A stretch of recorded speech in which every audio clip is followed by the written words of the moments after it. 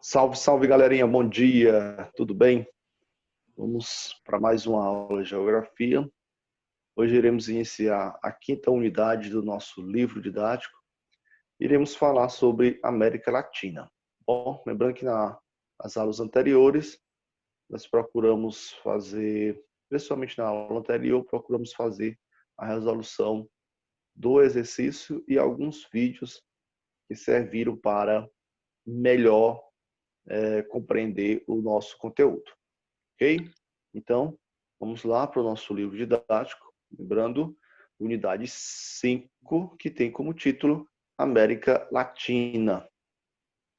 Quando nós falamos de América Latina, lembrando que não há mais a necessidade de fazermos o conceito, né, de conceituarmos o que é a América Latina, pois isso já foi feito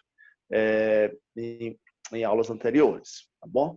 Mas de forma bem rápida, a América Latina corresponde a todos os países do continente americano que tem como língua oficial o português, o espanhol e o francês, tá bom? Então são línguas derivadas do latim. Então por isso que recebe essa denominação de América Latina. Aqui ele diz o seguinte: a América Latina constitui a região do continente americano colonizada principalmente por espanhóis e por portugueses, que introduziram línguas derivadas do latim, o espanhol e o português.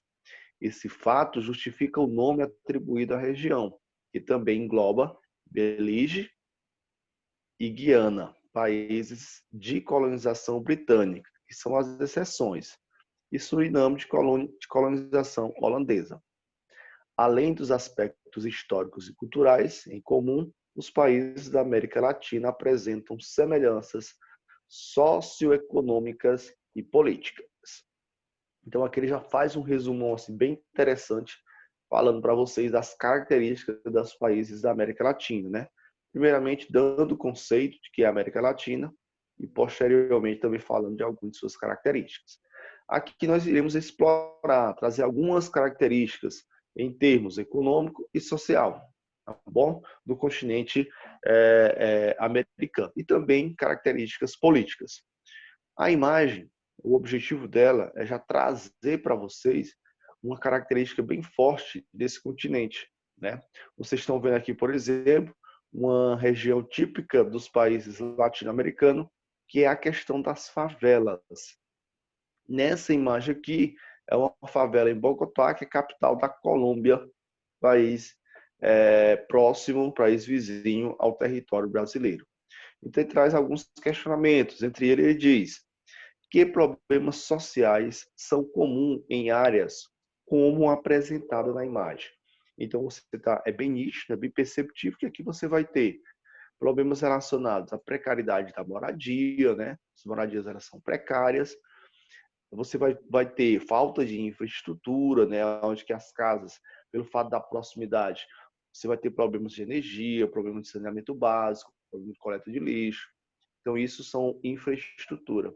Isso ressalva, mais uma vez, típica, imagem típica dos países latino-americanos, entre eles o Brasil, né? O Brasil que tem dezenas de favelas.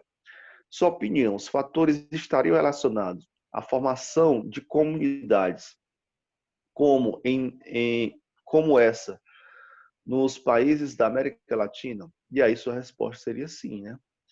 Por conta você tem aqui um aglomerado, uma comunidade específica, né, localizada, que procura se apossar de regiões ou habitar regiões inadequadas, muito por conta da situação social que cada uma vive, né, da situação econômica que cada uma vive, que vai procurar os locais mais baratos, né, onde pode adquirir terreno, e assim as favelas se formam. Bom, aqui ele vai destacar os aspectos econômicos da América Latina. Então, quando falamos de aspectos econômicos dessa região, você vai perceber assim, uma diferença muito grande, né? Quando nós comparamos determinados países. Se você pegar, você tem o Brasil, que talvez seja o país mais forte da América Latina, ao lado de México e Argentina. São os países que se sobressaem, né? Que são os países considerados industrializados. Os outros países, mesmo que apresentando pequena industrialização, ou mesmo que apresentando industrialização, ainda é uma industrialização muito fraca, né? Uma industrialização muito recente. Alguns desses países nem industrializados eles são. Então isso torna a economia deles ainda um pouco muito fraca. Da mesma forma, o poder político, né? A, a, a, a política dos países da América Latina, ela ainda é muito, vamos dizer assim, fraca perante o cenário mundial, né? O poder de influência dos países latino-americanos, ele é muito pequeno, com exceção aí do Brasil, que nos últimos anos vem ganhando destaque no cenário mundial, né? Através de suas parcerias comerciais, através de algumas, como é que eu posso dizer, algumas missões, né, que já foi destinada para o Brasil, principalmente pela ONU, para tentar sanar algum problema externo. Vou dar o exemplo aqui do caso do Haiti, que é onde o Brasil foi o responsável para poder procurar sanar o problema lá. Então, um ponto aqui que vale ressaltar, né, que ele destaca, apesar de algumas melhoras, estudos recentes mostram que o percentual da população que vivem, percentual de pessoas vivendo em situação de pobreza na América Latina, ela é bastante elevada. Então aqui ele traz alguns indicadores, olha, 21%, ou seja, 100 milhões de habitantes moram em comunidades, moram em favelas, tá bom? Moram em favelas. Então, um número muito grande, né? Muito grande, muito por conta disso, da precariedade, né? Assim, do acesso à terra que esses países não são fáceis, não, talvez com exceção do México, que tem um acesso à terra mais democrático, o restante existe uma complexidade muito grande. Quase 31% da população da América Latina, em torno de 186 milhões de pessoas, são consideradas pobres, tá bom? Então aí você percebe que é um número muito grande para, vamos dizer assim, em comparação a um número muito pequeno de pessoas que são consideradas ricas. Cerca de 10% vivem em situação de pobreza extrema, com deficiências críticas de acesso à habitação, alimentação, saúde e outros serviços básicos. Então, olha esse dado aqui como é interessante. Né? Interessante em termos da gente ressaltar, né? Mas é um número que assusta. Em torno de 10% da população é pobre, e a pobreza, pessoal, é extrema. Quando a gente fala pobreza extrema, é uma pobreza que você não vai ter acesso à moradia, à alimentação todos os dias, a uma roupa adequada, então você não tem acesso a isso. Né? Ser pobre é uma coisa, pobreza extrema é outra, totalmente diferente. Principalmente a respeito da falta de alimento. Vai ter dias que não vai ter o que comer. Tá bom? Então, continuando aqui, quando nós falamos da política, né, trazendo características mais políticas dos países latino-americanos, hoje é importante ressaltar que esses países, durante décadas, eles vivenciaram um momento muito triste em sua história, muito incentivado pelos Estados Unidos, que foram as ditaduras militares. Então, a ditadura militar, para quem não sabe, é um governo controlado por militares. Então, esses governos, muitas vezes, fazem uso da repressão da violência como forma de reprimir e como forma de impor as suas normas dentro daquele determinado território. Então, a ditadura militar não aconteceu somente no Brasil. Países vizinhos também passaram por uma ditadura militar. O exemplo você pode pegar também a Argentina. Tá ok? Mas, nos últimos anos, né, principalmente a partir da década de 1980, esses países eles buscaram a implantação, né, de uma redemocratização em seus territórios. Né? Então, de lá para cá, né, pós-ditadura militar, pós-década de 1980, que é quando está ocorrendo o final das ditaduras militares, esses países eles procuram implantar uma política democrática, né, onde a população ela vai ter direito de eleger o seu representante político. E outra característica bem forte, né? Então podemos dizer que a democracia nos países latino-americanos ela é uma democracia já consolidada, com exceção de um ou dois que passam por problemas mais críticos. Podemos pegar aqui o caso da Venezuela, que nos últimos anos vem enfrentando problemas relacionados a esse setor, né? A questão de alteração da Constituição para a manutenção de governos que vem prosperando ao longo do tempo. Vale ressaltar também que esses países latino-americanos, nos últimos anos, eles vêm firmando parcerias, né? Vêm se aproximando, né? Dessa forma, iniciando um processo de integração política e econômica. O intuito dessa integração é favorecer a circulação de mercadorias, né? Favorecer a compra e a venda de mercadorias. Um exemplo bem forte dessa integração é a criação dos blocos econômicos. No caso, o que vocês estão vendo aqui é o famoso Mercosul, tá bom?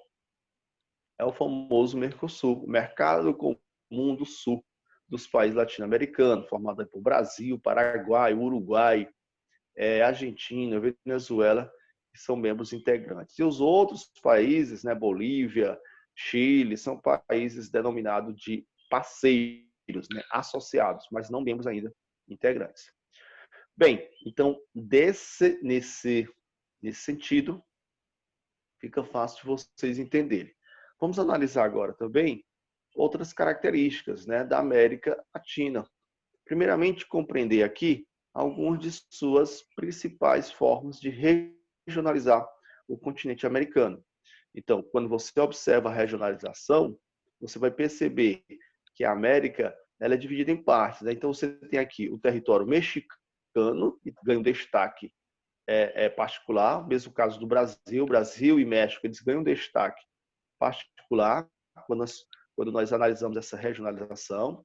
Você tem aqui o caso dos países da América Central, né? Vou tentar ilustrar melhor aqui. Então, nós temos aqui, ó, o território mexicano, que é esse que aqui está. Nós temos os países da América Central, que aqui estão, os países da América Central. Nós temos os países denominados de Guiana, os países que formam a Guiana, que é Guiana, Suriname e Guiana Francesa. Nós temos os países chamados de países andinos, que esses países andinos são os países que são cortados pela Cordilheira dos Andes, certo? São os países cortados pela Cordilheira dos Andes. Nós temos os países chamados de Platina, que é essa região aqui formada pela Bacia da Plata, né, que abrange o Rio da Prata, a região Platina. E temos o destaque, como eu falei agora há pouco, exclusivo aqui do Brasil. O Brasil ele ganha um destaque particular, né? Muito por conta da sua dimensão territorial, muito por conta da importância que o Brasil tem no cenário político.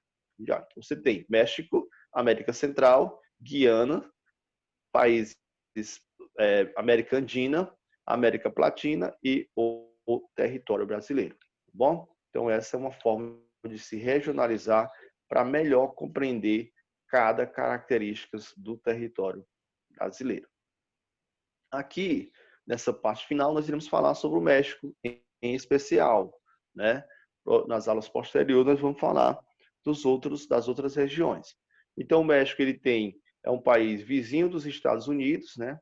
Que tem uma parceria muito forte com os Estados Unidos em termos de, se você observar aqui no mapa anterior, né? Você tem o México aqui em cima e logo em seguida você tem os Estados Unidos.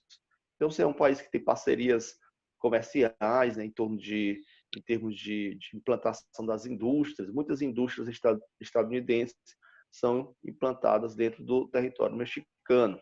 Né? As cidades mais importantes é a cidade do México, que é a capital do território mexicano, né?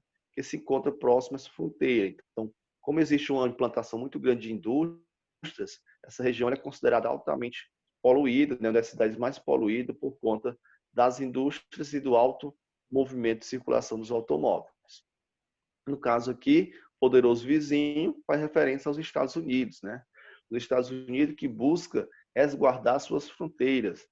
como é uma das principais rotas de ingresso de pessoas dos países latino-americanos para os Estados Unidos, a fronteira com o México ela é quase toda cercada, né, construído muros para poder dificultar o acesso desses imigrantes ao ingressar de forma ilegal dentro dos Estados Unidos. Vale ressaltar que no sul dos Estados Unidos está o Sunbelt, que nós também já vimos em conteúdos anteriores. O Sunbelt que é uma das áreas mais modernas do território estadunidense. E esse Sunbelt está próximo dos Estados Unidos. Bom, próximo dos Estados Unidos. Com relação aos imigrantes, vale ressaltar que no governo recente de Donald Trump, ele procurou fazer de tudo para poder dificultar o acesso desses imigrantes ao território estadunidense. Essas indústrias que são instaladas dentro do território mexicano, elas são chamadas de indústrias maquiladoras. Principalmente a partir da década de 60, ocorreu um fluxo muito grande, né, de indústrias estadunidenses saindo dos Estados Unidos e se implantando na fronteira ali, mais em território mexicano. Então, o intuito delas principalmente absorver uma mão de obra mais barata, né, no México do que nos Estados Unidos, que é a mão de obra mais cara. E, além disso, muitas vezes também está próximo de determinadas matérias-primas. Mas essas indústrias maquiladoras, elas são indústrias que fazem a montagem do produto, por isso que elas recebem esse nome, né? São maquiladoras, são indústrias que recebem todas as peças, todos os componentes de um produto, por exemplo, o automóvel, todas as peças já vêm prontas dos Estados Unidos, e quando ela chega no território mexicano, que não precisa de um conhecimento mais técnico, mais tecnológico, o que é que os caras fazem? Só faz a montagem do produto, coloca as peças em seus devidos lugares. Então, essas são as indústrias chamadas de maquiladoras. Beleza? Então, ficamos por aqui. Na próxima aula, iremos falar de América Central, iremos falar da América Andina, trazer as características de algumas dessas regiões. Tá bom, pessoal? Então, um abraço a todos e daqui a pouco questões para serem respondidas. Um abraço.